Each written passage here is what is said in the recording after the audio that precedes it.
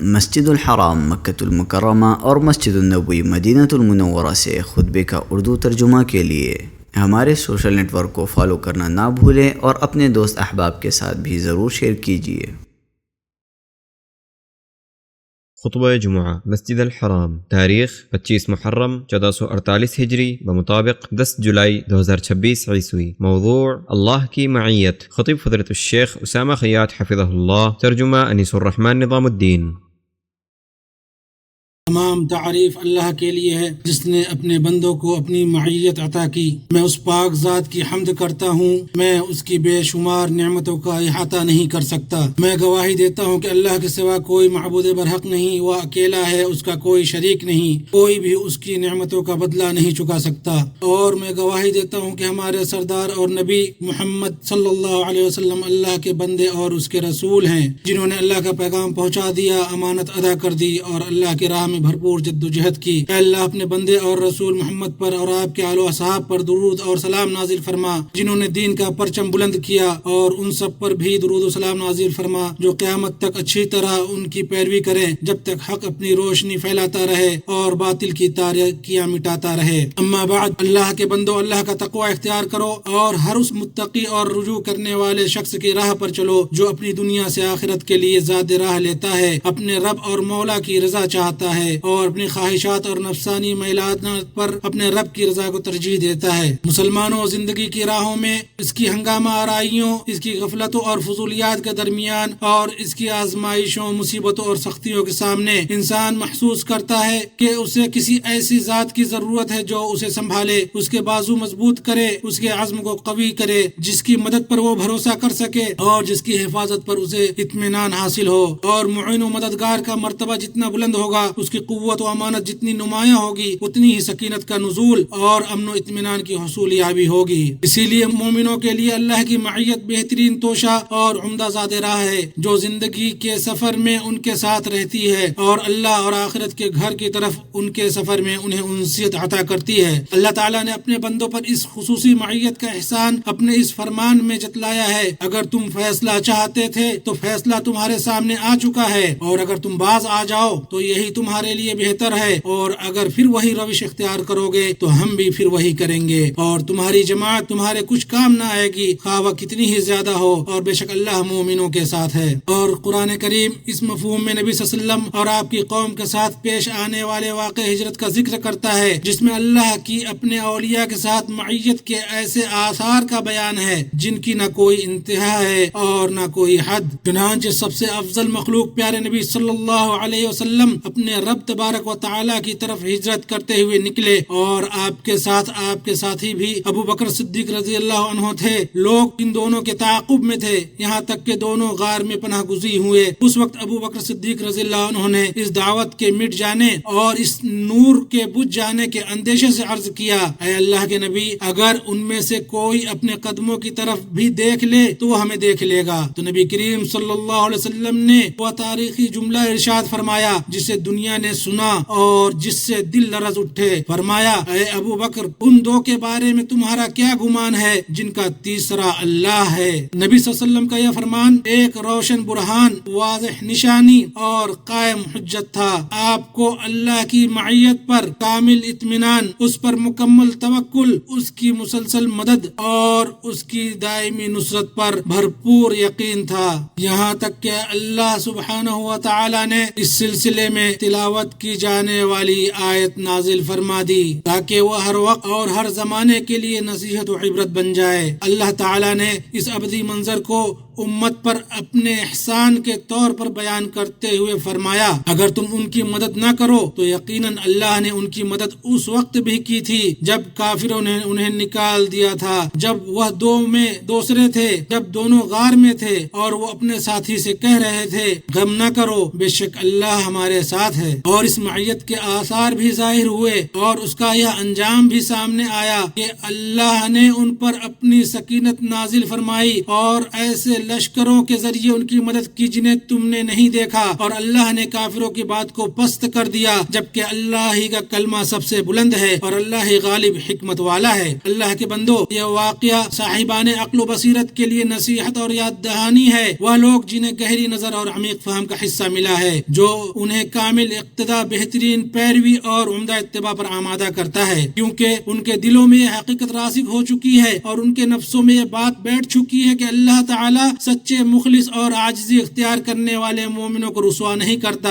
آزمائشوں کے نزول کے وقت، مصیبتوں کے مسلسل آنے اور مشکلات بڑھ جانے کے وقت اپنی مدد سے انہیں نہیں روکتا اور نہ ہی اپنے فضل سے انہیں محروم رکھتا ہے۔ بے شک ہر زمانے اور ہر جگہ میں اہل ایمان اور نبی کریم صلی اللہ علیہ وسلم کے پیروکاروں کے لیے اللہ کی معیت دائمی معیت رہی ہے، جو کبھی منقطع نہیں ہوتی، اور بندے کو اللہ کی اس معیت میں سے اسی قدر حصہ ملتا ہے جس قدر ایمان کے شعبوں میں اس کا حصہ ہوتا ہے۔ چنانچہ بندے کا ایمان جتنا زیادہ ہوگا، رب کی معیت بھی اسی قدر زیادہ ہوگی۔ اور اللہ تعالیٰ کا اپنے نبی صلی اللہ علیہ وسلم کے بارے میں یہ فرمان کہ وہ اپنے ساتھی سے کہہ رہے تھے، غم نہ کرو، بے شک اللہ ہمارے ساتھ ہے، اس کے بارے میں امام ابن القیم رحمہ اللہ فرماتے ہیں، یہ صحیح ترین اشاروں میں سے ایک اشارہ ہے کہ جو شخص رسول اللہ صلی اللہ علیہ وسلم اور آپ کی لائی ہوئی شریعت کی دل اور عمل کے ساتھ رفاقت اختیار کرے گا، اگرچہ جسمانی طور پر اسے آپ صلی اللہ علیہ وسلم کی صحبت حاصل نہ ہوئی ہو، تو اللہ اس کے ساتھ ہوتا ہے۔ اور جب اللہ کسی بندے کے ساتھ ہو تو اس پر تمام مشقتیں آسان ہو جاتی ہے، خوف اس کے لیے امن میں بدل جاتے ہیں، کیونکہ اللہ کے ساتھ ہونے سے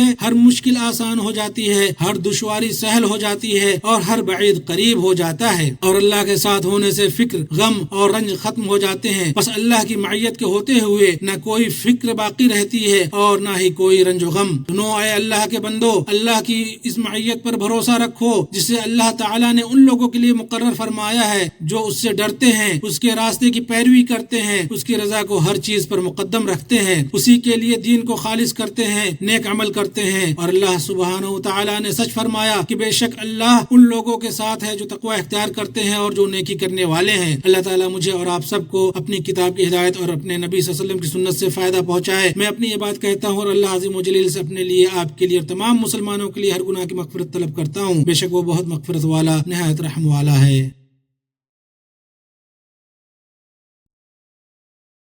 تمام تعریف اللہ کے لیے ہے جو مومنوں کا مددگار ہے۔ میں اس پاک ذات کی حمد بیان کرتا ہوں اور گواہی دیتا ہوں کہ اللہ کے سوا کوئی معبود برحق نہیں، وہ اکیلا ہے، اس کا کوئی شریک نہیں، وہ اپنے باعمل بندوں کی مدد فرماتا ہے، اور میں گواہی دیتا ہوں کہ محمد صلی اللہ علیہ وسلم اس کے بندے اور رسول ہیں، آپ متقیوں کے امام ہیں۔ اے اللہ، اپنے بندے اور رسول محمد صلی اللہ علیہ وسلم پر اور آپ کے تمام آل و اصحاب پر درود و سلام نازل فرما۔ اما بعد، اللہ کے بندو، بعض اہل علم نے اللہ کے اس فرمان کہ اللہ مومنوں کے ساتھ ہے اس کی تشریح کرتے ہوئے کہا، اللہ کی اپنے بندوں کے ساتھ معیت صرف ان کے اعمال اور نیتوں کے علم اور اطلاع تک محدود نہیں، بلکہ یہ معیت مدد، حفاظت اور تائید کی معیت بھی ہے۔ بس جب مومن بندہ یہ محسوس کرتا ہے کہ اللہ اس کے ساتھ ہے تو وہ یقین رکھتا ہے کہ وہ اللہ کی اس قوت سے وابستہ ہے جسے کوئی مغلوب نہیں کر سکتا، اور اسے اللہ کی وہ مدد حاصل ہے جو کبھی ختم نہیں ہوتی۔ پھر وہ اپنے نفس، اپنی مشقتوں، اپنی خواہشات اور اپنے دشمنوں کے مقابلے میں مضبوط رہتا ہے۔ لہٰذا اے اللہ کے بندو، اللہ سے ڈرو اور اس ربانی معیت کو ہمیشہ اپنے دل میں حاضر رکھنے کی کوشش کرو، جس کے بغیر تمہارا کوئی چارہ نہیں اور جس کے بغیر نہ تم ہو اور نہ ہی تمہاری زندگی ہے۔ اس کے تقاضوں پر عمل کرو اور اس کے اسباب اختیار کرو تو تمہارے معاملات درست ہو جائیں گے، تمہاری زندگی خوشگوار ہو جائے گی اور تم کامیاب لوگوں میں شامل ہو جاؤ گے۔ اور اللہ کے محبوب رسول محمد صلی اللہ علیہ وسلم پر درود و سلام بھیجو، کیونکہ تمہیں اللہ کی کتاب میں اس کا حکم دیا گیا ہے، جیسا کہ اللہ تعالیٰ کا ارشاد ہے، اللہ اور اس کے فرشتے اس نبی پر درود بھیجتے ہیں، اے ایمان والو تم بھی ان پر درود بھیجو اور خوب سلام بھی بھیجتے رہا کرو۔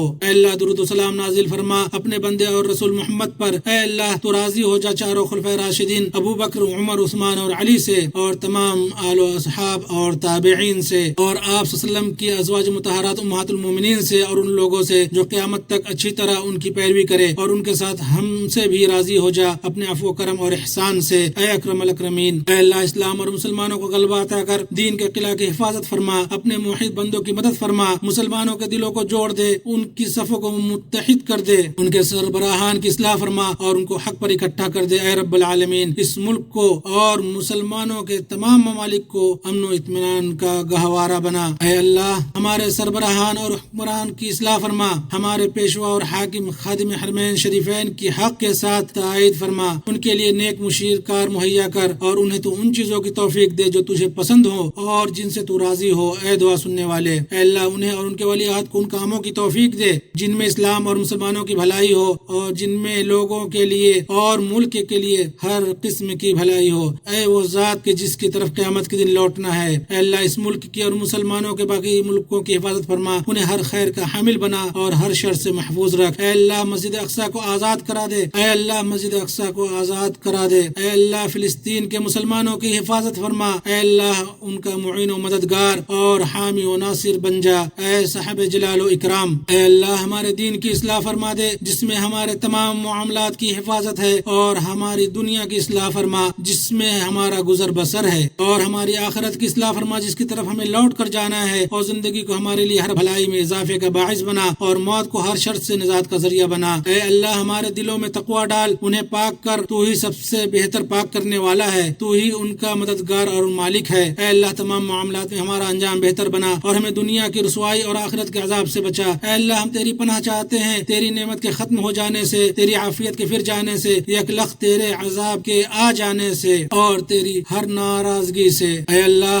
ہمیں زیادہ دے کم نہ کر، ہمیں عطا کر محروم نہ کر، ہمیں عزت دے رسوا نہ کر، ہمیں غلبہ دے مغلوب نہ کر، ہمیں راضی کر دے اور ہم سے راضی ہو جا۔ اے اللہ ہم تجھ سے نیکیاں کرنے، برائیوں کو چھوڑنے، مسکینوں سے محبت کرنے اور اپنے لیے تیری مغفرت اور رحمت کی دعا کرتے ہیں، اور جب تو اپنے بندوں کو آزمائش میں مبتلا کرنا چاہے تو ہم کو بغیر آزمائش کے اپنے پاس بلا لے۔ اے اللہ تو ہمیں اپنے اور ہمارے دشمنوں سے جیسے چاہے محفوظ رکھ۔ اے رب العالمین، اے اللہ ہم اپنے اور تیرے دشمنوں کے مقابلے میں تجھے آگے کرتے ہیں اور ان کے شر سے تیری پناہ چاہتے ہیں۔ اے اللہ ہمارے مریضوں کو شفا دے، ہمارے فوت شدگان پر رحم فرما، ہمیں ہمارے ان آرزوؤں تک پہنچا جو تیری رضا کے مطابق ہو، اور باقی رہنے والے نیک اعمال پر ہمارے اعمال کا خاتمہ کر۔ اے ہمارے رب ہم نے اپنے اوپر ظلم کیا، اور اگر تو ہماری مغفرت نہ کرے گا اور ہم پر رحم نہ کرے گا تو واقعی ہم نقصان پانے والوں میں سے ہو جائیں گے۔ اے ہمارے رب ہمیں دنیا میں نیکی دے اور آخرت میں بھی بھلائی عطا فرما، اور ہمیں عذاب جہنم سے نجات دے۔ اے اللہ درود و سلام نازل فرما اپنے بندے اور رسول ہمارے نبی محمد پر اور ان کے تمام آل و اصحاب پر، اور تمام تعریف اللہ رب العالمین کے لیے ہے۔